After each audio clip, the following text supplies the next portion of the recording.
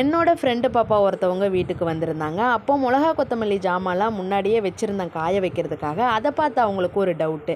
அக்கா, இப்போ நம்ம கடைக்கு போயிட்டு 1 கிலோ மிளகா கொத்தமல்லி ஜாமான் கொடுங்கன்னு சொல்லி வாங்குகிறோம். அந்த 1 கிலோ பொருளை அரைக்கிறப்போ நமக்கு எத்தனை கிலோ மிளகாத்தூள் கிடைக்கும்னு சொல்லி கேட்டிருந்தாங்க. வீடியோ பார்க்குற உங்களில் நிறைய பேருக்கு 1 கிலோ வாங்கி அரைக்கிறப்ப அதில் எத்தனை கிலோ மிளகாத்தூள் கிடைக்குங்கிறது கண்டிப்பாக தெரிஞ்சிருக்கும். ஆனால் உண்மையிலே சொல்கிறேங்க, இது வரைக்கும் எனக்கு எவ்வளோ மிளகாத்தூள் கிடைக்கும்னு தெரியாது. நான் அதை பற்றி யோசித்ததும் இல்லை. பொருளை வாங்கிட்டு வருவேன், காய வைப்பேன், அரைப்பேன், இல்லை டைரெக்டாக கூட வாங்கி அரைச்சி எடுத்துகிட்டு வந்து யூஸ் பண்ணுவேன். மற்றபடி நான் அதை பற்றி யோசித்தது கிடையாது.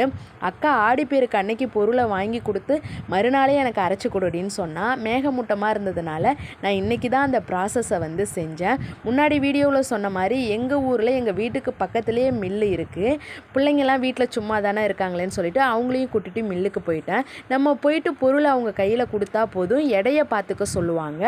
அவங்களே பக்கத்தில் இருந்து அரைச்சி கொடுத்துருவாங்க. நம்ம காய வச்சு கொடுத்தா மட்டும் போதும். எத்தனை மில்லில் இந்த மாதிரி ஃபெசிலிட்டிஸ் இருக்குன்னு எனக்கு தெரியலைங்க.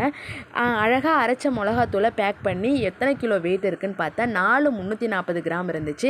உண்மையிலே சொல்கிறேன், இன்றைக்கி தான் எனக்கு தெரியும் 1 கிலோ பொருள் வாங்கி அரைக்கிறப்போ அதில் நமக்கு 4 கிலோ மிளகாத்தூள் கிடைக்குதுன்னு சொல்லிட்டு. பக்கத்தில் இருக்கிற கடைக்கு பிள்ளைங்களை கூட்டிகிட்டு போயிட்டு விளையாட்டு பொருளும் முறுக்கு பாக்கெட்டும் வாங்கி சாப்பிட்டா சத்து வராது. சாக்லேட்டை விட இதில் கொஞ்சம் கெமிக்கல் வந்து கம்மி. அதனால தான் இதை வாங்கி கொடுத்தேன். ஓகேவா?